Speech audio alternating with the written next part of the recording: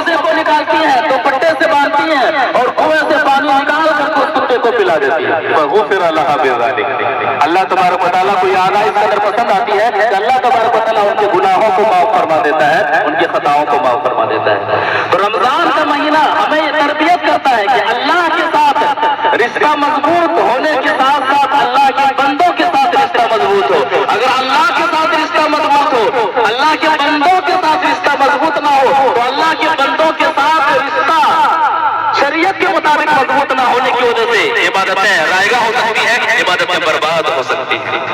اسی طرح سے دوسری اہم بات نوجوانوں کے تعلق سے، ماہ رمضان کا مہینہ نوجوانوں کی عبادت کے لیے سب سے اہم مہینہ ہے.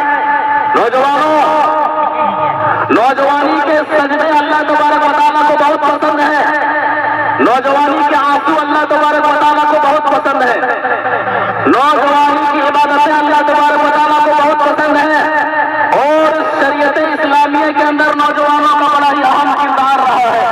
نوجوانوں نے جب بھی قرآن و حدیث کا بیڑا اٹھایا، نوجوانوں نے جب بھی قرآن و حدیث کا علم اٹھایا، قوم سرخرو رہی، قوم سربلند رہی. جب بھی نوجوان بگڑ گئے، قوم بگڑ گئی، قوم کی نیا ڈوبنے لگی. لہذا نوجوانوں کو چاہیے کہ اپنی اہمیت کو جانیں.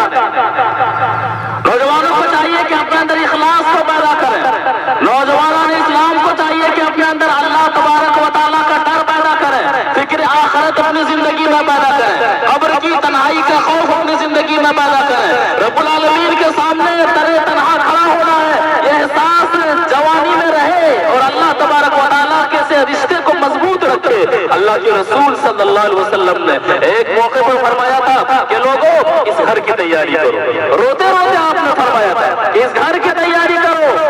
نبی صلی اللہ علیہ وسلم دفنانے گئے ہیں، قبرستان میں ابھی قبر تیار ہو رہی ہے. روتے روتے آپ نے فرمایا تھا. کیا فرمایا تھا؟ ایک حدیث سے سمجھتے ہیں. وعن البراء بن عازب رضی اللہ تعالیٰ عنہ قال كنا مع رسول الله صلى الله عليه وسلم في جنازة فجلس على شفير القبر فبكى حتى بل الثرى ثم قال يا إخواني لمثل هذا فأعيدوا. رواه ابن ماجہ في ابواب الزہد. ابن ماجہ کے اندر حدیث موجود ہے. راوی حدیث حضرت براء بن عازب رضی اللہ تعالیٰ عنہ ہے. وہ فرماتے ہیں کہ ہم سب نبی صلی اللہ علیہ وسلم کے ساتھ ایک جنازے میں تھے. جنازہ بھی تیار ہو رہا تھا.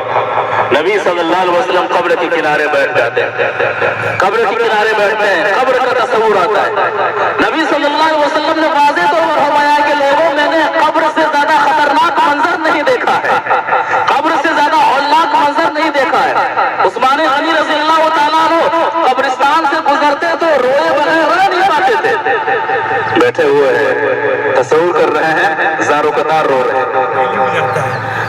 صحابی رسول فرماتے ہیں کہ حتی بل سرا، اتنا روئے نبی صلی اللہ علیہ وسلم کہ آپ کے آنسوؤں سے زمین تر ہو جاتی ہے، زمین بھیگ جاتی ہے.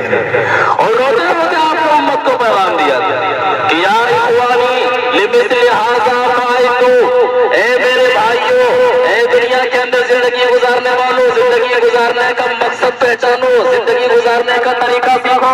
لمثل ھذا فأعیدوا. یہ جو قبر ہے، قبر کی تیاری کرو. قبر کی تیاری اصل تیاری ہے. قبر کی تیاری کے لیے تم دنیا کے اندر بھیجے گئے ہو. لہذا نوجوان کا طبقہ اس بات کو جانے، اس بات کو سمجھے کہ ہم اپنی جوانی کو اللہ کی عبادت میں لگانے کے لیے آئے ہوئے ہیں. ہمیں اپنی جوانی کو اللہ کی عبادت میں لگانا ہے. ہمیں اپنی جوانی کو قبر کی تیاری میں لگانا ہے. آج کے فتن دور میں جہاں پر نوجوان بگڑتے چلے جا رہے ہیں، جہاں نوجوان لڑکیاں بگڑتی چلی جا رہی ہیں، جہاں نوجوان لڑکے، نوجوان لڑکیاں دنیاوی معاملات میں دنیاوی رنگینیوں کی خاطر، دنیاوی چالوں کی خاطر ایمان کا سودا کر دیتے ہیں، اسلام کا سودا کر دیتے ہیں، توحید کا سودا کر دیتے ہیں. ایسے موقع پر ماہ رمضان ابھی گزرا ہے.